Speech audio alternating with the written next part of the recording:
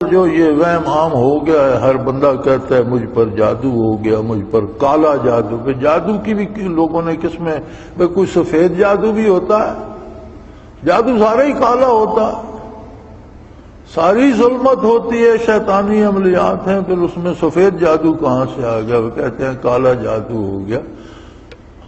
تو یہ جادو کیا ہے؟ یہ جادو یہی شیطانی حرکات ہیں، انسانوں کو ایذا دینے کے لیے یہ کرتے ہیں.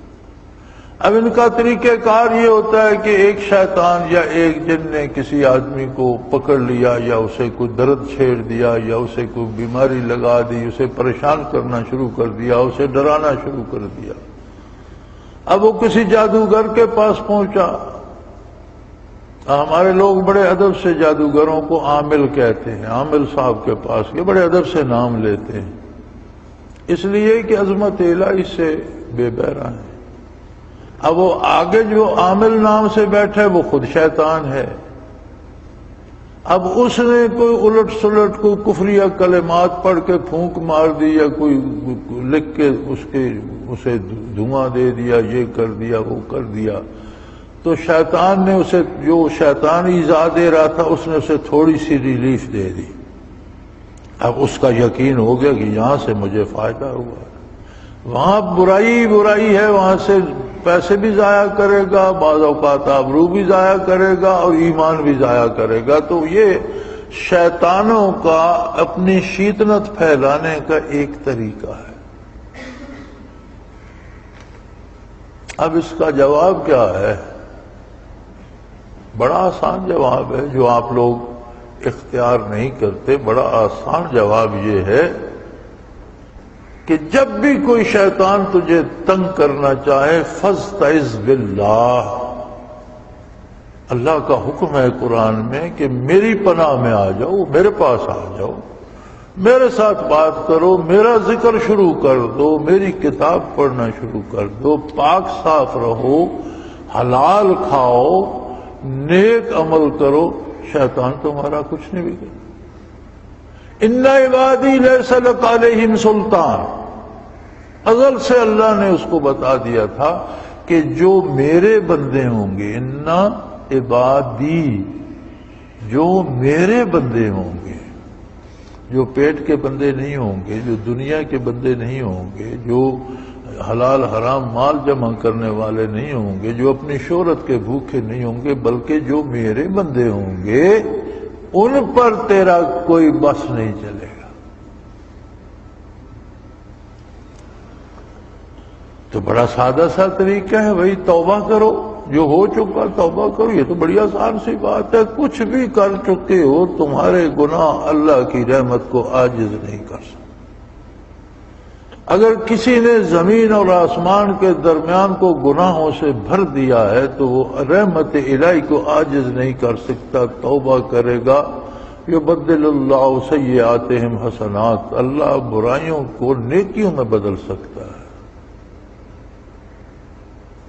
توبہ کرو اور اللہ کی پناہ میں آ جاؤ. اللہ خیر صلاح، کسی اور علاج کی ضرورت ہی نہیں. لیکن ہم جو اپنے آپ کو بڑا نیک کہتے ہیں، اللہ سے بنا کر رکھنے کو ہمارا بھی دل نہیں چاہتا کہ جب چندہ ہڑپ کرنے لگیں گے تو اللہ روک دے گا، کسی کا مال کھانے لگیں گے تو روک دے گا، اپنی بڑائی کی بات کریں گے، اپنے ہاتھ پاؤں چموانا چاہیں گے تو اللہ روک دے گا. یار ہماری بھی تو کوئی شان ہے، اللہ اللہ ہے، بڑا ہے، لیکن ہم بھی کچھ تو ہیں.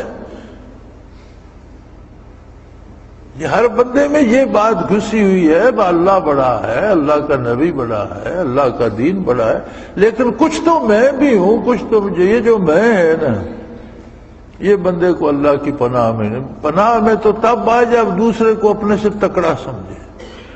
جو خود بڑا ہو وہ کسی کے پناہ میں کیا جائے گا. لہذا شیطانوں کے ہاتھوں میں ہم کھلونا بنے رہتے ہیں، اور یوں بعض اوقات ایمان بھی خطرے میں پڑ جاتا ہے. میرے پاس اگلے دن یہی ایک مسئلہ آیا، جی ہماری اولاد کسی نے باندھ دی ہے، اولاد نہیں ہوتی. میں نے کہا مجھے ایک بات بتاؤ. اب تو آج کی سائنس نے بھی بہت سی باتوں کی وضاحت کر دی. کہ ایک انسان کے وجود میں 2.5 خرب 250 ارب سیل ہوتے ہیں ایک بندے کے وجود میں۔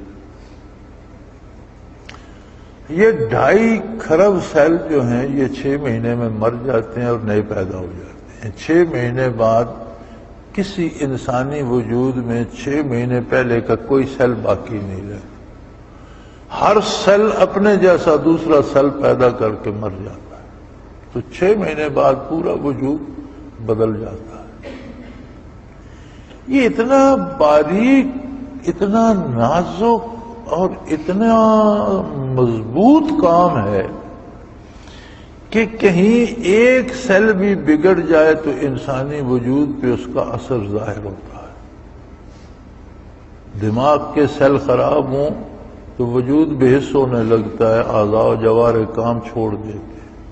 کسی ایک بازو ٹانگ کے سیل خراب ہوں وہ کمزور پڑ جاتی ہے، معدے کے خراب ہوں تو بندہ بیماری کا شکار ہو جاتا ہے، جگر کے، دل کے، جہاں جہاں خرابی آتی ہے اس کی بنیاد یہ ہوتی ہے کہ وہاں کے سیل مکمل نہیں بن رہے۔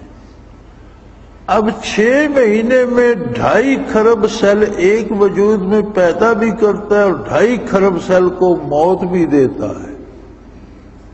کتنے انسان ہیں دنیا میں؟ تقریباً 6 خرب انسان ہوں، 6 ارب انسان ہوں گے۔ انسانی آبادی 6 ارب کے لگ بھگ ہے۔ ہر انسان کے اندر 2.5 خرب سیل ہے۔ ان سب کو بنا کون رہا ہے؟ موت کون دے رہا ہے؟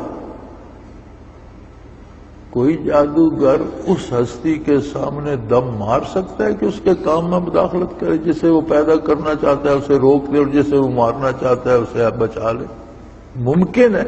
میں نے کہا یار تم دین کی بات یا اللہ کے رسول کے ارشاد کے علاوہ عقلاً بھی سوچ کر دیکھو تو یہ محال ہے کوئی کسی کی پیدائش نہ روک سکتا ہے نہ اجرا کر سکتا۔ دعا کرنا، اللہ سے طلب کرنا، ہر چیز اللہ سے ہی مانگنی ہے، دینا نہ دینا اس کے اپنے فیصلے پہ منحصر۔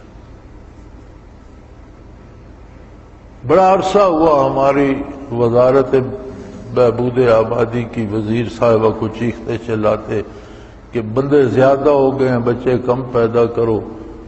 میرا خیال ہے بہت خوش ہوں گی، آج کل تو اللہ کریم نے بہت سے بندے بہا دیے سیلاب میں اور وزارت بہبود آبادی کا کام آسان ہو گیا۔